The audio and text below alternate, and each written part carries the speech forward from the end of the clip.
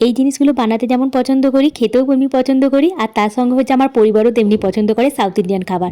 South ইন্ডিয়ানের খাবারের মধ্যে আমি বিভিন্ন রকম খাবার বানিয়েছি, তবে আমি সবসময় চেষ্টা করি ইনস্ট্যান্ট যেগুলো হবে। যেমন আমার বাড়িতে বেশিরভাগ সময় তুমি পাবে আপ্পাম, উত্তাপাম, তার সঙ্গে ইডলি, দোসা। আর দোসাটা আমার বাড়িতে মধ্যে আমি সবথেকে বেশি পছন্দ করি, আমি আর আমার ছেলে। হাজব্যান্ড পছন্দ করে ইডলি, আর আমার ছেলে তো উত্তাপাম, আপ্পে বেশিরভাগ দিনই তুমি পাবে আমার স্কুলের টিফিনে, আমার ছেলের স্কুলের টিফিনে। তা চলো আজকে তারই রেসিপি দিয়ে দেবো, কারণ তোমরা অনেকে আমার এই রেসিপি চেয়েছিলে দোসা, মশলা দোসা, একদম পেঁয়াজ রসুন ছাড়া ইনস্ট্যান্ট একটা দোসা রেসিপি। ইনস্ট্যান্ট নয়, ভিজিয়ে রাখতে হবে, তবে খুব তাড়াতাড়ি হয়ে যাবে। আমি যে পদ্ধতিতে করি সেটাই তোমাদের সঙ্গে শেয়ার করছি। মশলা দোসা, মশলা আলুটা সমেত তোমাদের সঙ্গে রেসিপি শেয়ার করবো, কোনো রকম পেঁয়াজ রসুন ছাড়া। দেখে নাও আজকের রেসিপি, দেখো তোমাদের কেমন লাগে। আর ধোসা বানাতে আমার দুটো জিনিস লাগবে। এর আগে আমি ইনস্ট্যান্ট ধোসা তোমাদের সঙ্গে শেয়ার করেছি, এটা একটুখানি ভিজিয়ে রাখে 2 ঘন্টা হাতে টাইম নিয়ে একটু ভিজিয়ে দেবে। আগের দিন বানিয়ে রেখে দেবে ধোসার ব্যাটারটা, পরের দিন অনায়াসই তুমি মশলা ধোসা বানাতে পারবে। এর জন্য লাগবে তোমার হাফ কাপ, যদি আমি কলাইয়ের ডাল নিয়েছি মানে বিউলির ডাল, আর 1 কাপ মতো সাদা যে আলো চাল হয় সেই আলো চাল। এখানে আমি ভাতের চাল নিইনি, আলো চালটা নিয়েছি। আলো চাল মানে বুঝতে পারছো তো কোন চালটা, ছোটো ছোটো যে সাদা সাদা চাল দেয় সেই চালটা। মানে 1 কাপ যদি ওটা নাও, আর মুগের ডাল বা কলাইয়ের ডালটা নেবে হাফ কাপ।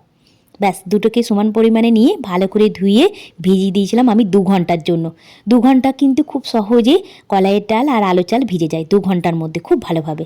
ব্যাস, তুমি আগের দিনেও ভিজিয়ে রাখতে পারো, সারা রাতের জন্য ভিজাতে পারো। আমি 2-3 ঘন্টার জন্য ভিজিয়ে দিয়েছিলাম।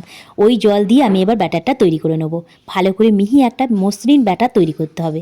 আর দেখবে খুব ভালো করে ফুলে গেছে, তখনই কিন্তু ব্যাটারটা তৈরি করবে।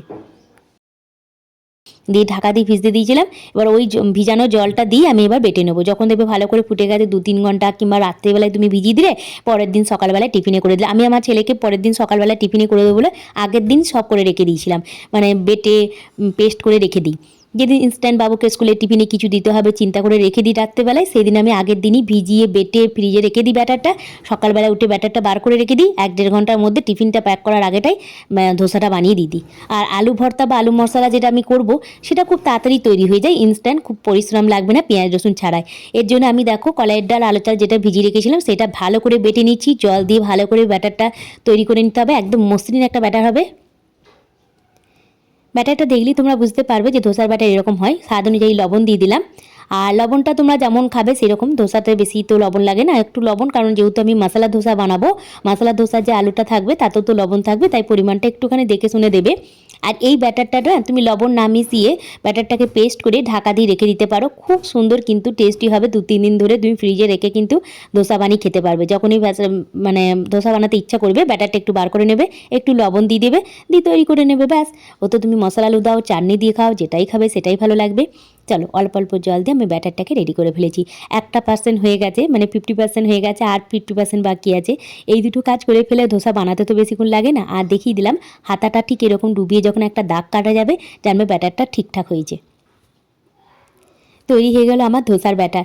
এখানে আমি ইনস্ট্যান্ট একটা ধোসা তোমাদের সঙ্গে শেয়ার করেছি আগে, যদি বলো আবার ফের রিপিট করে দেবো তোমাদের সঙ্গে রেসিপি। এটা আমি একটু চাল ডাল ভিজিয়ে করেছি, 2 ঘন্টা চাল ডাল ভিজিয়ে করেছি। চলো, ওটা হয়ে গেছে।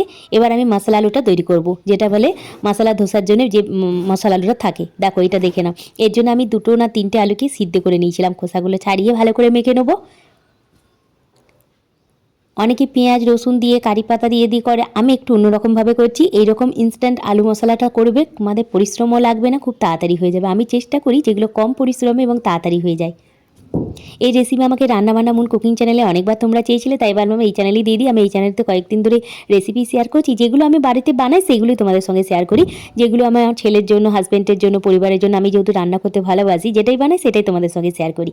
তাই জন্য মশলা আলুর জন্য আলুটাকে ভালো করে একটু মেখে নিলাম। মেখে মানে হালকা করে খোসাটা ছাড়িয়ে মেখে একটু লবণ দিয়ে দিলাম। এবার একটু তরকা পানের মধ্যে সর্ষের তেল গরম করে নিয়েছি, একটুখানি গোটা সর্ষে দিয়ে দিলাম। এই কিছু জিনিস দিয়ে দিলে না খুব টেস্টি হয়। গোটা সর্ষেটা যখন চাটার চাটার করে আওয়াজ হচ্ছে, তখন আমি গোটা জিরে দিয়ে দিলাম অল্প করে। আবার এখানে একটু আমি দিয়ে দেবো কারি পাতা। সাউথ ইন্ডিয়ান খাবার মানে দেখবে সর্ষে, গোটা সর্ষে আর কারি পাতা থাকবেই, এই দুটো থাকবেই সাউথ ইন্ডিয়ান খাবারে। একটুখানি কাশ্মীরি লঙ্কা গুঁড়ো দিলাম, এটাকে তোমরা সম্পূর্ণভাবে স্কিপ করে দিতে পারো, আমি একটু দিলাম যাতে হালকা একটা ঝাল এবং হালকা একটা কালার আসে, সেই জন্য। একটু হলুদ গুঁড়ো দিলাম। তোমরা এখানে বলছি তো যেটা খেতে চাইবে না সেটাকে স্কিপ করে দেবে, আমি কোনো রকম পেঁয়াজ রসুন ছাড়াই কিন্তু বানাচ্ছি। এখানে একটুখানি ধনিয়া গুঁড়ো দিয়ে দিলাম, হলুদ গুঁড়ো, কাশ্মীরি লঙ্কা গুঁড়ো, ধনিয়া গুঁড়ো, মশলার মধ্যে এই 3টি পড়েছে, আর গোটা সর্ষে, গোটা জিরে, কারি পাতা। ব্যাস এই যে তরকাটা আমি লাগিয়ে নিলাম। এবার আমি আলুটা ভালো করে একটু মেখে নেবো, দিয়ে তরকাটা দিয়ে দেবো।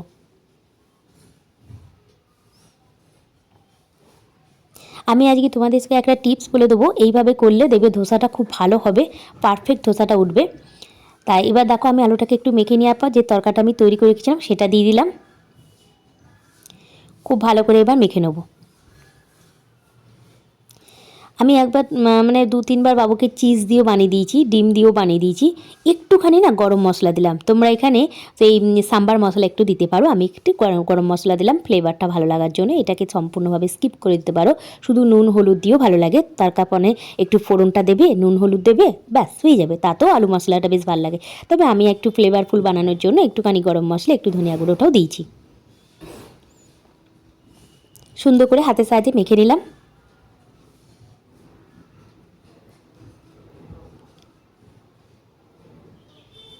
এরপর এর মধ্যে আরও কিছু জিনিস মিশিয়ে দেবো, আর এইগুলো মিশানো তোমাদের কাছে দিতেও পারো। আমাদের যেহেতু বাবা এখন বড় হয়ে গেছে, তো তার জন্য আমি একটুখানি কাঁচা লঙ্কা কুচানো দিলাম, বেশ ভালো লাগবে। অল্প স্বল্প মুখে পড়লে বেশ ভালো লাগে। একটু কাঁচা লঙ্কা কুচানো আর একটুখানি ধনে পাতা কুচানো দিয়ে দেবো, ব্যাস তাহলেই হয়ে যাবে আলু মশলা। দেখতেই পেলে খুব সহজ। এটাই আমি কিন্তু স্যান্ডউইচের জন্যও বানাই, তোমাদের সঙ্গে এর আগেও শেয়ার করেছি। স্যান্ডউইচ বা যে কোনো তুমি মশলা আলু, আমি দেখবে বাবুকে স্কুলের টিফিনে স্টাফ ইডলি, স্টাফ উত্তাপাম এগুলো দিই। এগুলো কিন্তু এইভাবে আমি মশলা আলুটা রেডি করি। অনেকে রেসিপি চাও, ওই ভিডিওতে 37 সেকেন্ডে একটা ভিডিওতে, শর্টস ভিডিওতে সব রেসিপি তো শেয়ার করা যায় না, তাই ভাবি ব্লগ চ্যানেলই আমি কিন্তু শেয়ার করে দেবো। তাই এই চ্যানেলটাকে অবশ্যই কী করতে হবে, সাবস্ক্রাইব করে রেখে দিতে হবে, একটা লাইক করে দিতে হবে ভিডিওটা, তাহলে আমি তোমাদের সঙ্গে পরবর্তীকালে ভিডিও নিয়ে আসতে সাহস পাবো। ঠিক আছে, চলো যেটা তোমাদের ইচ্ছা সেটা করো। দেখো প্রথমে তাওয়াটাকে গরম করে নিও, খুব ভালো করে হাই ফ্লেমে গরম করে একটু তেলটাকে স্প্রে করে দিয়ে তেলটাকে টিস্যু পেপার দিয়ে মুছে নেবে, দিয়ে জলটাকে ছিটিয়ে দেবে। জলটা যখন বেশ ভালো করে ধোঁয়া উঠে যাবে, জলটা ছিটিয়ে সম্পূর্ণ জলটা মুছে নিয়ে আরেকটু তেলটা স্প্রে করে একটু টিস্যু পেপার দিয়ে মুছে নেবে। এইভাবে তাওয়াটা রেডি করে নেবে, তাহলে কিন্তু ধোসার চটচট চটচট করে উঠে পড়বে। আমি তোমাদের দেখাচ্ছি, দেখো ধোসাটা কত সুন্দর করে উঠবে আর টেস্টি, মানে এটা তো বলতে হবে না, যারা ধোসা খাও এভাবে বানিয়ে তারা তো জানোই এর টেস্টটা কেমন।